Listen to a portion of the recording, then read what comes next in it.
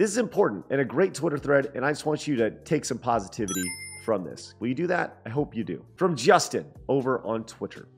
How I redesigned my life with 100% intention at age 41. Justin says, first, what do I mean to design an intentional life? Here's what I've landed on. Doing what I want, when I want, and with whom I want. Doing very little of what I don't like and more of what I do like. Being free of traditional full-time employment and having limited obligations. Sounds pretty awesome. Sounds really good. So, and he says, how I redesigned my life with 100% intention at age 41. So he's doing this literally in the middle of his life. Your first reaction might be, this sounds childlike or fantastical. I made peace with that, with the potential judgment. I believe it's a more natural way to live than the assembly line 8-hour workdays that we inherited in the 1860s. Let's start with 3 buckets. Okay, it's a pretty good statement right there. The idea like this is, just because we work these 8-hour days, 10-hour days, doesn't mean that's the way it needs to be. Number 1, purpose. Our first bucket is purpose, and I believe purpose is made up of 3 drivers: time, motivation, and environment. Time. We all know that time is our most finite resource, the currency of life, but we tend to forget when faced with the day-to-day work, family, and obligations. Understanding that time is the ultimate currency is the fundamental driver of intentional life design. There's a lot in here that stands so true. The idea that you can trade out time, or you can trade out money, you can trade out food, you can trade out shirts, you can trade out cars. You can't trade time. And when you trade time, you're essentially trading your time for your money. But you don't know how much. You can see how much time, how much money you have. You can see how many cars you have. Nobody knows how much time they have, and that's the craziest thing about time. Motivation. Motivation is what drives you. Why are you creating time freedom? If you're creating it without specific motivation, it's likely you will be unfulfilled. The goal isn't to do nothing. When we read that, the goal isn't to do nothing. The goal is to avoid what you dislike and do more of what you love. The goal isn't to do nothing. The goal is to avoid doing what you dislike and do more of what you love. At the end of the day, isn't that exactly what retirement is? When people say, oh, I want to retire. I want to retire. Well, you don't really want to retire. You don't want to just sit there and do nothing. You want to do more of what you love. Like that's about the most succinct way that I could potentially describe retirement. The goal is to avoid doing what you dislike and doing more of what you love. That's ideal. Environment. Your environment is what and whom you surround yourself with, like you. Time and purpose, like a seed, and environment, like soil and water. It's tough to grow around pessimists, the unreliable, or untrustworthy. Curating the right environment creates the ecosystem to thrive. 2, discipline. Our second bucket is discipline. Discipline is the group of behavior drivers that create the proper accountability to grow your purpose. Ownership, change, and habits. Notice the Venn diagram here. Ownership. Ownership is understanding that you are completely in control of your life. Nobody is coming to save you. Yes, some people have it tougher while others have it easier. This is factual. But believing you don't have control fundamentally destroys the concept. Nobody is coming to save you. Ownership is understanding that you are completely in control of your life. You dictate it. If you have a goal, you go get it. Change. Change means breaking away from the routine and false comfort of the traditional system. It means doing new and interesting things with new and interesting people. Only when we extend our comfort zone can we truly grow. The fishing is often best where the fewest go. Habits. We have our own interests, our internal systems and processes called habits. If how we spend our days is how we spend our lives is true, then habits are how we spend our days. Because better habits mean better days. Then it's easy to believe they are a core driver to a better life. Habits. Action. The third bucket is action. Actions move us from the old life to a new intentional life. To create freedom, we must create income. That comes from owning a corner of the internet.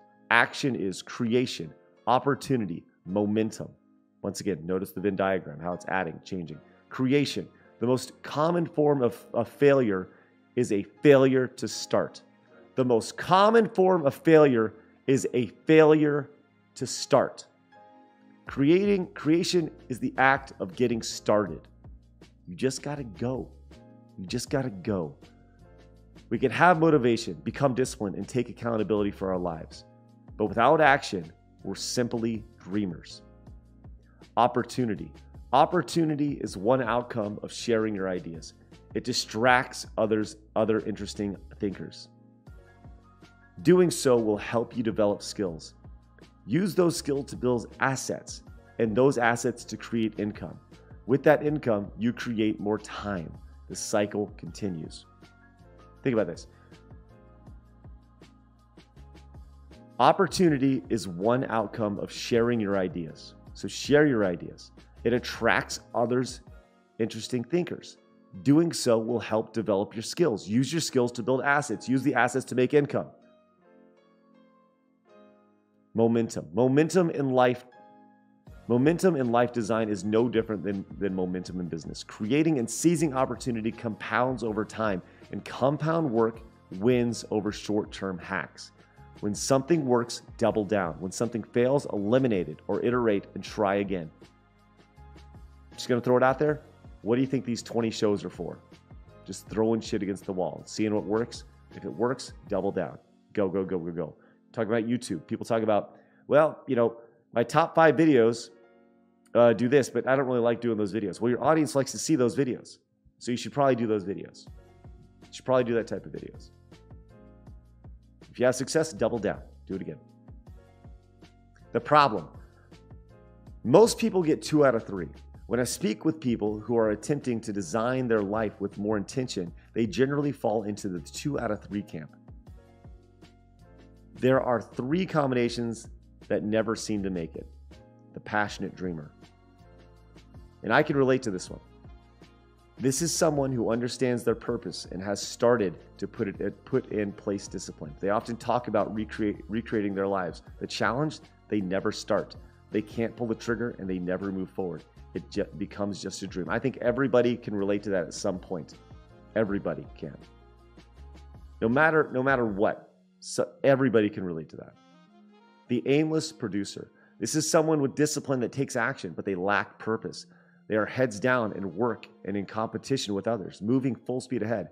They never stop to consider purpose, making it an unfulfilling hamster wheel with no end in sight. The undisciplined creator. This is someone with motivation and action, but no discipline. They share freely and shine a spotlight on their work, but the success isn't immediate. Then they crumble. The world isn't fair. Why should I change? I want to keep doing things my way. They don't evolve. In summary, the journey towards designing a life of intention never ends. Here are 3 groups and 9 key drivers to always be improving. In the form of simple questions you can ask yourself. Your purpose. Do you truly appreciate time as a currency?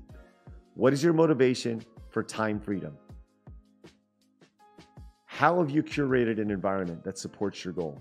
Your discipline.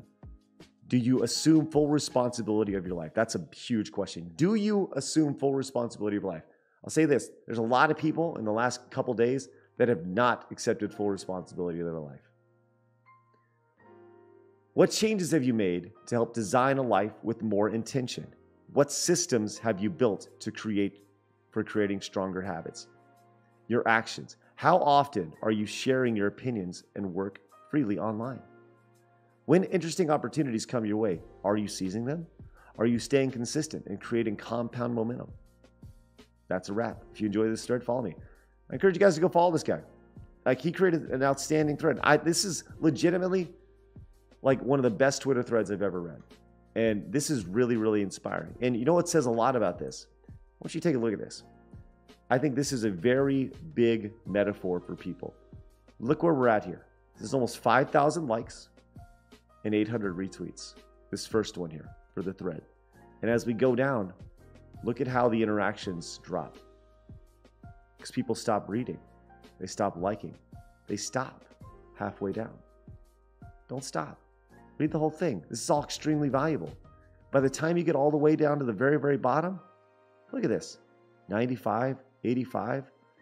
That's a percentage of the people who were really intrigued by this thread that continued on down and made it. It's amazing. It's amazing. I think it's